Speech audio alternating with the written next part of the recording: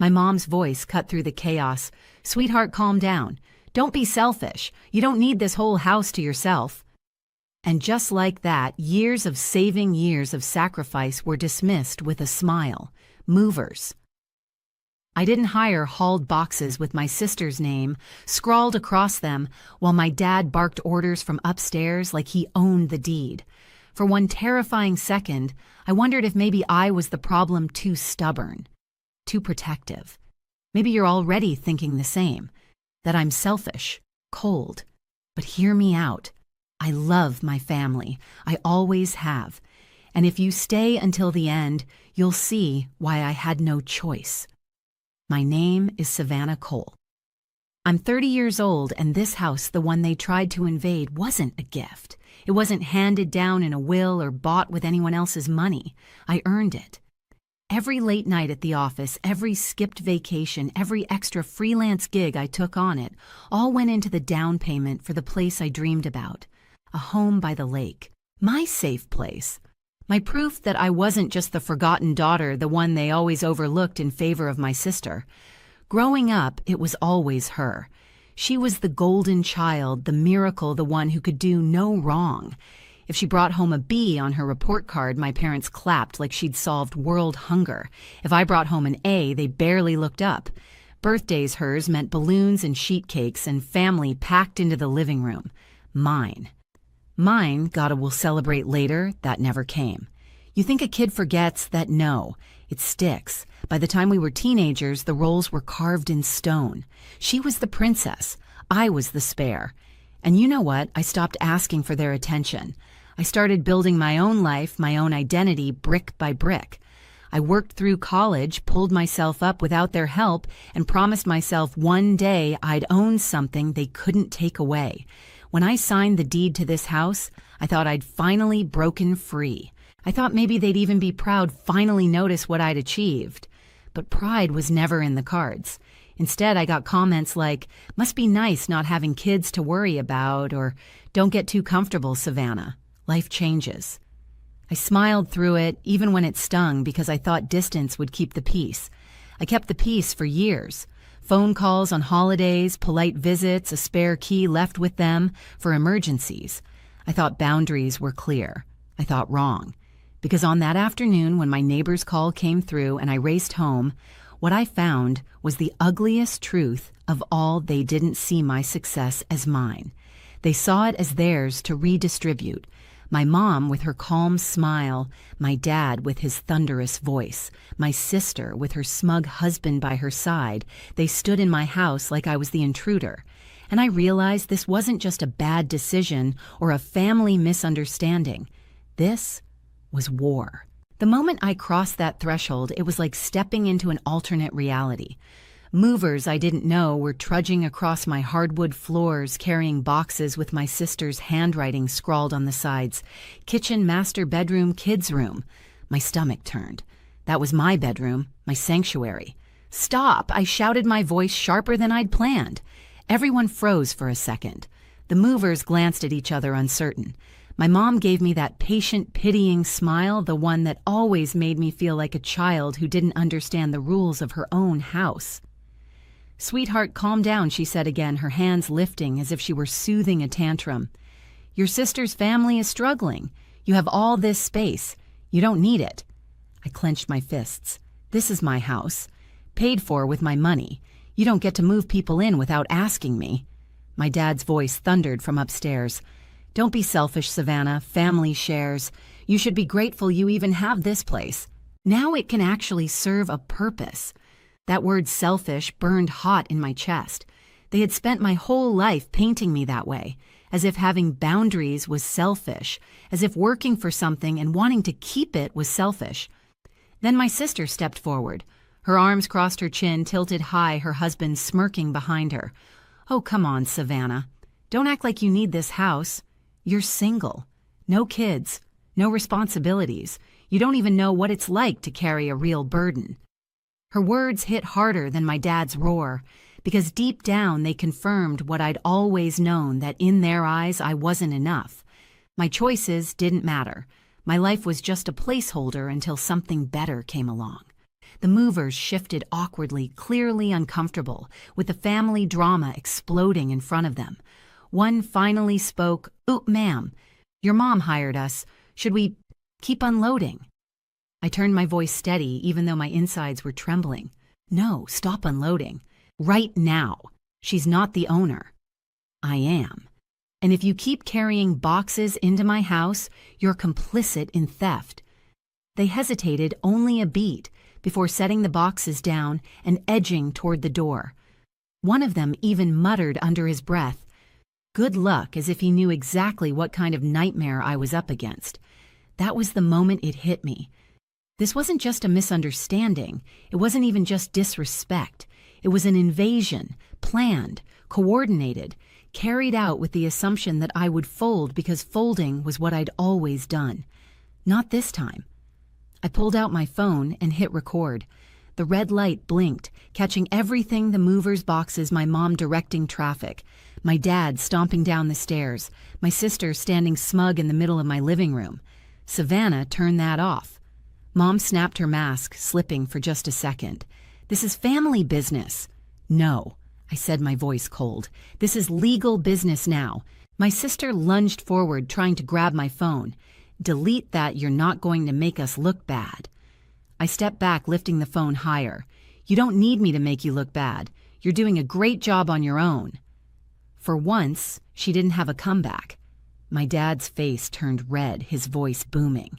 "You will not drag this family's name through the mud over a misunderstanding." I laughed, bitter and sharp. "A misunderstanding. You broke into my house, you hired movers, you tried to shove me out of my own life. Tell me, Dad, what part of that is a misunderstanding?" The room went silent. Only the sound of my heart hammering filled my ears. And that was the turning point. The moment they realized the old Savannah, the one who stayed quiet, who let them rewrite the rules, was gone. I locked eyes with each of them and knew I wasn't going to fold this time. Not ever again. They thought I was bluffing. My dad puffed out his chest like his authority could erase my name off the deed. My mom tried soft diplomacy, lowering her voice, tilting her head using the same tone she once used to trick me into apologizing when I hadn't done anything wrong. My sister crossed her arms and whispered to her husband like I couldn't hear her, "She won't do it. She's too scared." But fear wasn't running the show anymore. I walked straight to the front door, shut it, and slid the deadbolt with a sharp click. The sound echoed in the room like a warning shot. My sister flinched, my dad's jaw clenched. "You're not welcome here," I said flatly. "Not anymore." For a moment, no one moved. They were waiting for me to crack the way I always did, waiting for the apology, for the nervous laugh, for me to backpedal. But I didn't.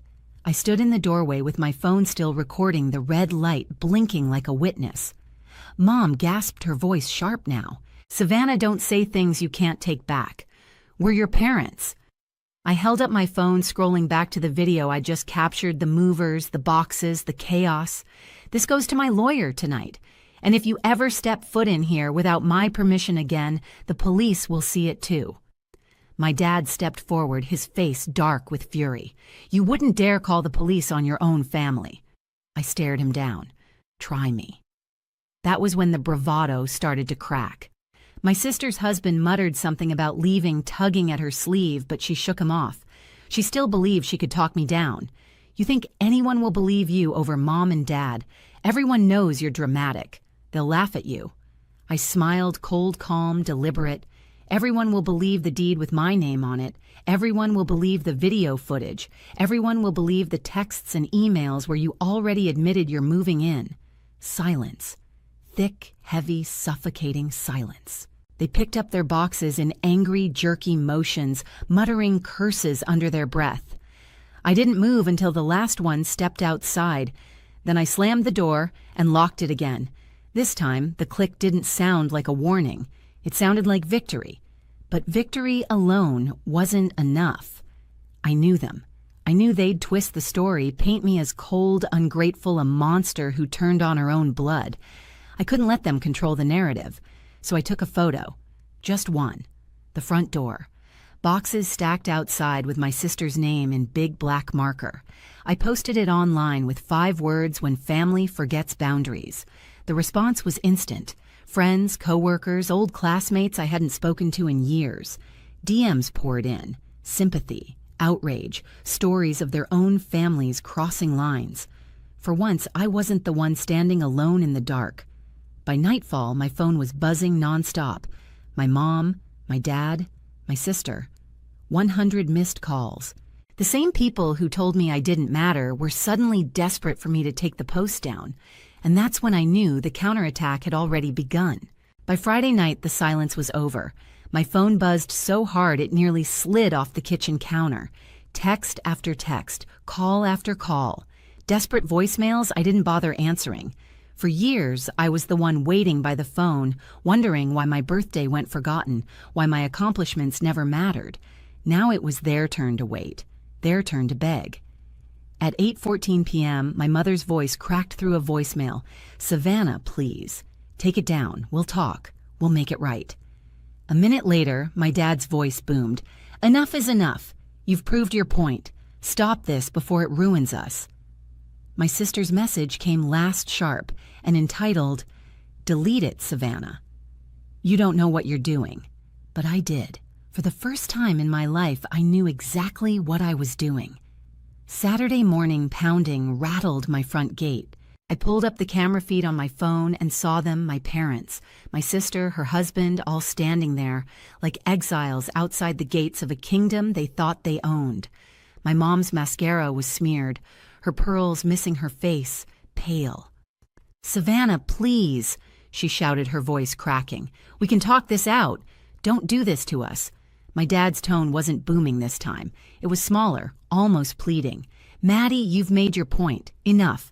You don't understand what people are saying about us. You're tearing the family apart."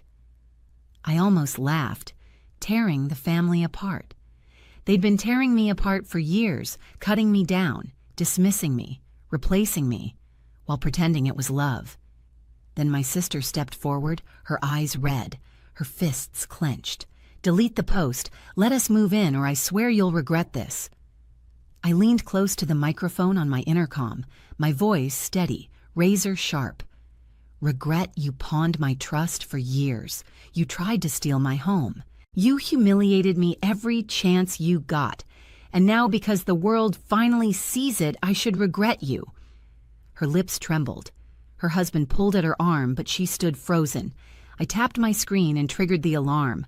A shrill siren blared across the quiet neighborhood, sending them scrambling back toward their car. Neighbors peeked through curtains. Dogs barked. My family, once so proud, so polished, so untouchable, looked like nothing more than intruders fleeing a crime scene. But the humiliation wasn't just outside my gate. It was everywhere. By Monday morning, my post had been shared thousands of times. My coworkers stopped by my desk whispering, "Is it true my sister's boss confronted her about the scandal?"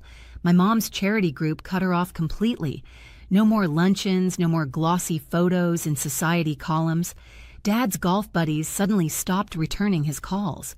The golden image they had polished for decades shattered with one crack. And the best part, I didn't have to scream, didn't have to fight in their language.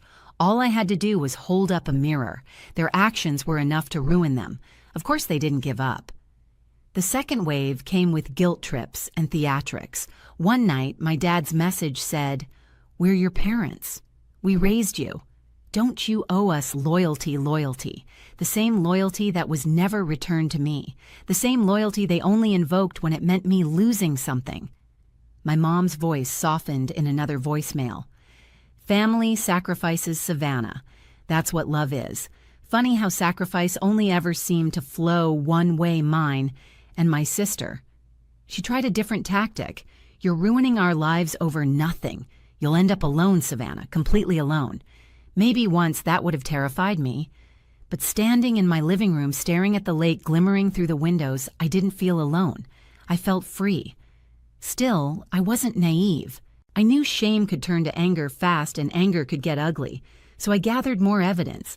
I sent everything to my lawyer, the video, the photo of the mover's contract. I'd snapped even the voicemails. He emailed me back, "This is airtight. You're protected." The next confrontation came face to face. I was returning from the grocery store when I saw them parked across the street in their car like stalkers. As I loaded bags into my trunk, my mom got out waving her hands. "Savannah, please, just 5 minutes." I stood straight, my keys dangling from my hand like a weapon. "You don't get 5 minutes. Not after this." Dad climbed out next, his voice low defeated. "You can't destroy us over pride. Think of your sister's children. Where will they go?" My throat tightened. For a second, the old guilt flickered because I did love those kids. They were innocent. But then I remembered it wasn't about them. It was about the people who used them as pawns. I shut the trunk, my voice flat. "They'll go wherever you provide for them. That's not my responsibility." My sister shoved her door open, her face twisted with rage. "You heartless witch, you'll regret this. You'll regret ever crossing me."